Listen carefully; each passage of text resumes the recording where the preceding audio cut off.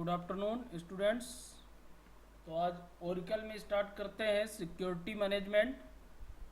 जैसा कि आपको हमने बताया था, सिक्योरिटी मैनेजमेंट के अंतर्गत हम पढ़ रहे थे ग्रांट कमांड और रिवोक कमांड। ये दोनों ही इम्पॉर्टेंट कमांड हैं जिनका यूज किस लिए हम करते हैं। आप लोगों को मालूम है कि जब हमको एक्चुअल में सर्वर पर काम करना होता है और किसी पर्टिकुलर यूजर को कुछ कंडीशन के आधार पे टेबल पे वर्क करने के लिए परमिशंस देनी होती हैं या कुछ कॉन्फिडेंशियल या सिक्योरिटी पर्पस से जब हम डेटा को यूज करते हैं तब इन कमांड का यूज किया जाता है।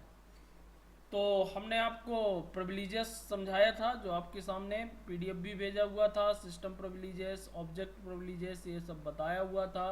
और सिस्टम प्रिविलेजेस क्या होती हैं, जब हम उसको सिस्टम प्रिविलेजेस दे देते हैं इसके बाद फिर हम उसको ऑब्जेक्ट प्रिविलेजेस देते हैं। जिस ऑब्जेक्ट के लिए जो प्रिविलेजेस उसको परमिशन दी जाती है उन्हीं को एक्सेस कर सकता है, उनके अलावा किसी दूसरे को एक्सेस नहीं कर सकता है।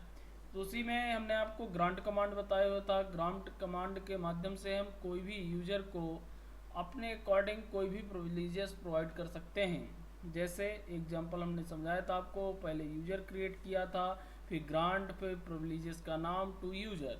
फिर जब वो ग्रांट हो गया था तो पर्टिकुलर ग्रांट प्रिविलेजेस हम उसको देते हैं ग्रांट, और प्रिविलेजेस का नाम जैसे create session, create table, create view to James, जो आपका यूजर है उसके लिए ये परमिशन हमने दिया। और यहाँ पे हमने आपको बताया object privileges very from object to object मिल रहा है, and owner has all privileges और स्पेसिफिक प्रिविलेजेस। एक साथ पूरी प्रिविलेजेस भी वो दे सकता है ओनर किसी यूजर को, या पर्टिकुलर या स्पेसिफिक प्रिविलेजेस भी दे सकता है। यदि एक साथ पूरी प्रिविलेजेस हमको देना है तो हम ऑल लिख सकते हैं, ऑल लिख करके ग्रांट ऑल, और टू जो अपना नाम होगा यूजर का उसके माध्यम से एक साथ हम उसको पूरी प्रिविलेजेस भी प्रोवाइड कर सकते हैं। इसी प्रकार से ये तो सिस्टम प्रिविलेजेस बताया था, इसी प्रकार से ऑब्जेक्ट प्रिविलेजेस भी हम उसको दे सकते हैं।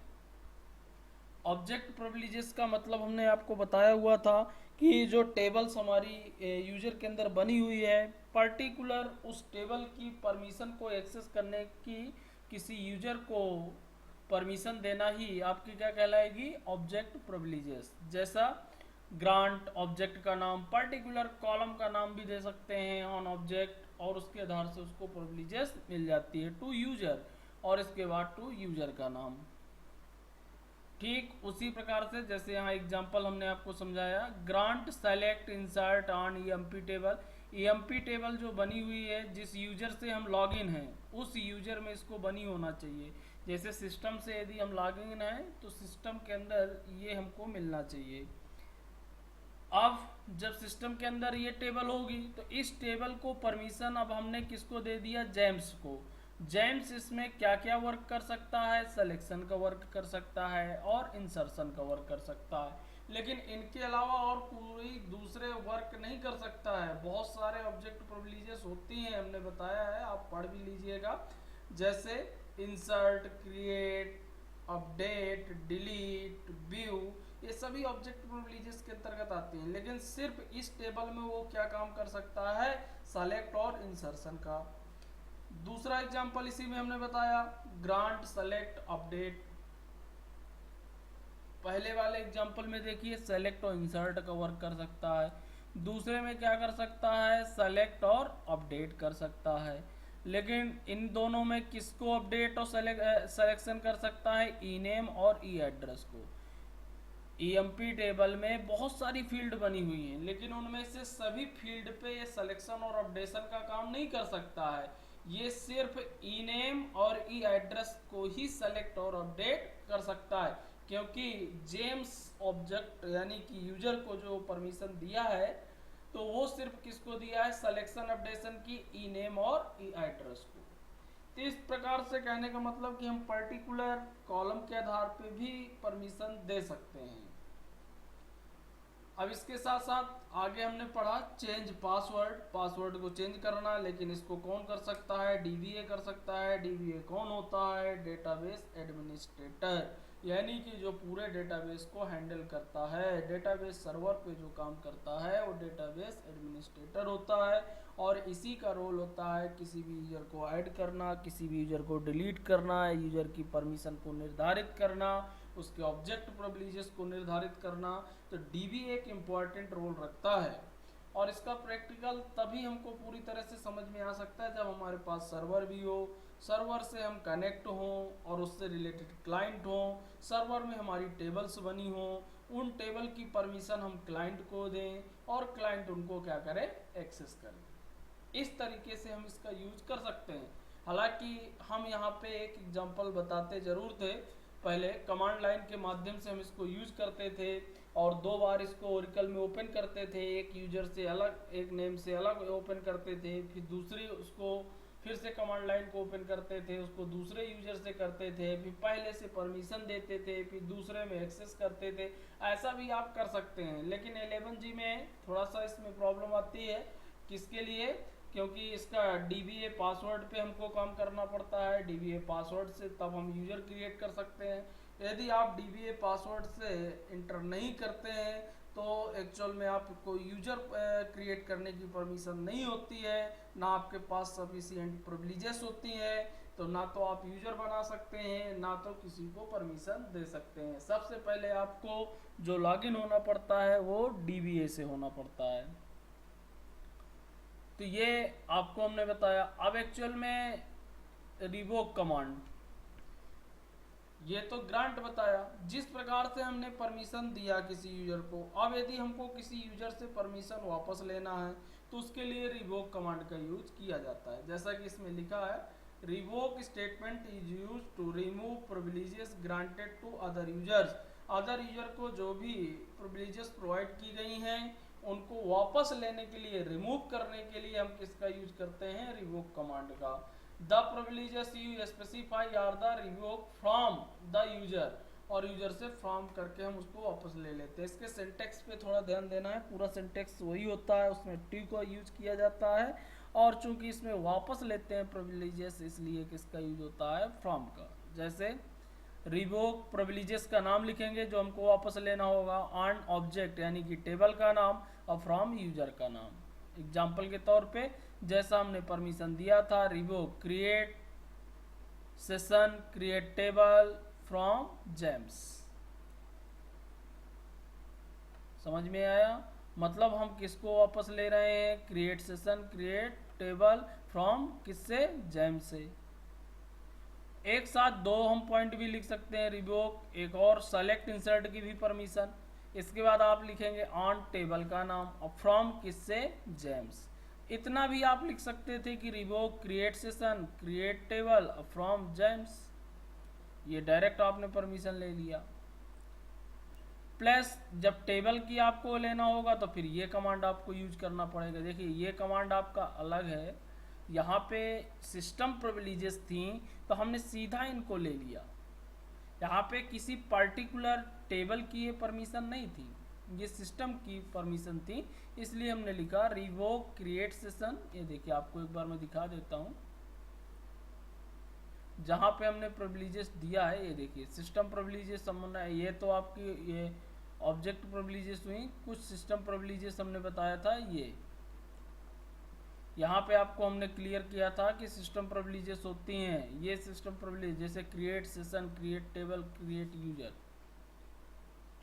ये सिस्टम प्रिविलेजेस हैं। और यहाँ पे हमने सिस्टम प्रिविलेजेस दिया हुआ था, grant create session create table create view to James. तो ये हमने डायरेक्ट, यहाँ पे कहीं ऑन टेबल का यूज नहीं किया गया, हम पर्टिकुलर टेबल की परमिशन नहीं दिए, यहाँ पे इसको सिस्टम प्रिविलेजेस दिए हैं। तो उसी प्रकार से हमने यहाँ वापस भी लिया, revoke create session create table from James, James से ये परमिशन क्या हो गई? वापस हो गई। अब हमने ऑब्जेक्ट प्रिविलेजेस दिया था,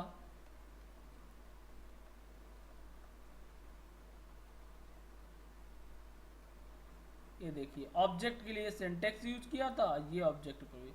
ग्रांट, सेलेक्ट और इंसर्ट ऑन टेबल। ये जो ऑब्जेक्ट प्रिविलेजेस थी किसकी थी? टेबल की थी, ईएमपी टेबल में, टू जेम्स को। तो हमने इसको वापस लिया, तो इसके लिए कमांड ये लिखेंगे, एक ही लाइन पे है, ध्यान दें ये अलग कमांड है, एक लाइन पे हो गया, ये दूसरा कमांड है, इसमें इंटर है, एक ही लाइन पे है। रिवोक, सेलेक्ट, इंसर्ट, यानी कि हमने वापस लिया परमिशन कौन सी? सेलेक्ट और इंसर्ट ऑन किससे? ईएमपी टेबल से, क्योंकि हमने किसके लिए दिया था? ईएमपी टेबल के लिए। और फ्रॉम किससे? जेम से। इस प्रकार से हम किसी भी ऑब्जेक्ट प्रिविलेजेस या आपकी सिस्टम प्रिविलेजेस को ग्रांट के माध्यम से किसी यूजर को परमिशन ग्रांट कर सकते हैं, और रिवोक के माध्यम से परमिशन को क्या कर सकते हैं? वापस कर सकते हैं। आगे इसी पे एक चैप्टर हम आपको और बता देते हैं, इंपॉर्टेंट रहता है इसमें रोल। रोल क्या होते हैं? एक साथ हम बना करके एक साथ ग्रांटिंग परमिशन देना। A role is a name group of related privileges. एक साथ प्रिविलेजेस को क्या कर लें? एक ग्रुप में बना लें। आपको बता दें, a role is a named group of related privileges. Related privileges का एक ग्रुप क्या होता है? Role. That can be granted to user, और उसको हम यूजर को क्या कर देते हैं? ग्रांट कर देते हैं। अदर वर्ड में कह सकते हैं, role is a predefined collection of privileges that are grouped together. 10 privileges और the easily to assign user. आसानी के साथ यूजर के क्या कर सकते हैं? असाइन कर सकते हैं। एक बार रोल क्रिएट करने के बाद हम कई यूजर को उसको परमिशन दे सकते हैं। कैसे देख सकते हैं आप? जैसे क्रिएट, सबसे पहले हमने रोल क्रिएट किया कस्टम नाम से, सबसे पहले रोल यहाँ क्रिएट किया।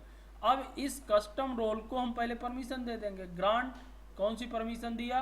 क्रिएट टेबल, क्रिएट व्यू और टू कस्टम। पहले हमने रोल क्रिएट किया कस्टम, फिर कस्टम रोल को हमने 2 परमिशन दे दिया। कौन सी परमिशन दिया? क्रिएट टेबल की और क्रिएट व्यू की। आ रहा होगा समझ में?